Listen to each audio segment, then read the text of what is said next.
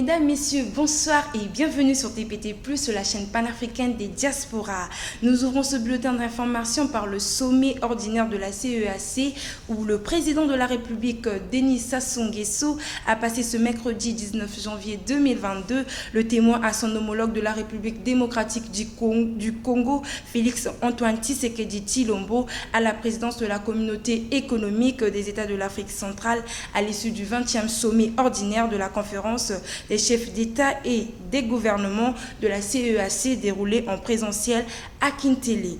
À l'ouverture de la conférence, le président Denis Sassou Nguesso, qui a été à la tête de cette organisation communautaire depuis 2019, a lancé un appel aux pays membres de la communauté pour apporter un appui financier et matériel au Tchad. Il a également encouragé le Tchad et la République centrafricaine à persévérer dans la voie de la sagesse pour la recherche des solutions face aux différents politiques.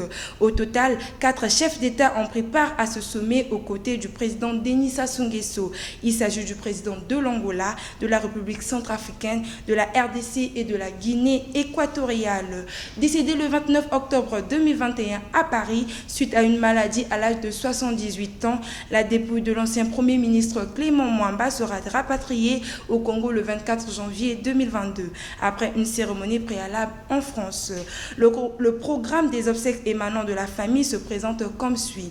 Mise en bière à l'hôpital Saint-Joseph, suivie d'une cérémonie religieuse à l'église Saint-Dominique à Paris le 21 janvier. Rapatriement de la dépouille de l'ancien ministre le 24 janvier. Le 25 janvier, un hommage officiel lui sera rendu au palais des Congrès de Brazzaville. À l'issue de cette cérémonie, le cortège funéraire se déportera à Sibiti, chef-lieu du département de la Lékoumou, où Clément Mwamba sera porté en terre le 26 janvier 2022.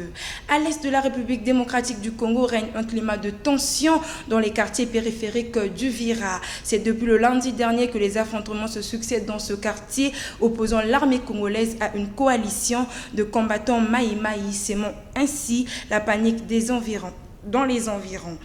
Les balles et des tirs à l'arme lourde ont été étendus alors que les habitants du Vira regagnaient leur domicile. Qui plus est, l'armée congolaise déplore la mort de 2 officiers et 2 civils blessés. C'est ce mercredi 19 janvier 2022 qu'Emmanuel Macron a tenu un discours au Parlement européen de Strasbourg pour exposer les priorités de la présidence française de l'Union européenne. S'en suivra à une séance de questions-réponses dans l'hémicycle entre les chefs de l'État et les eurodéputés. À seulement 3 mois de l'élection présidentielle française, l'exercice devrait tourner à un affrontement politique franco-français. Notons que cette séquence inédite offre une tribune à la fois au chef de l'État et à ses opposants.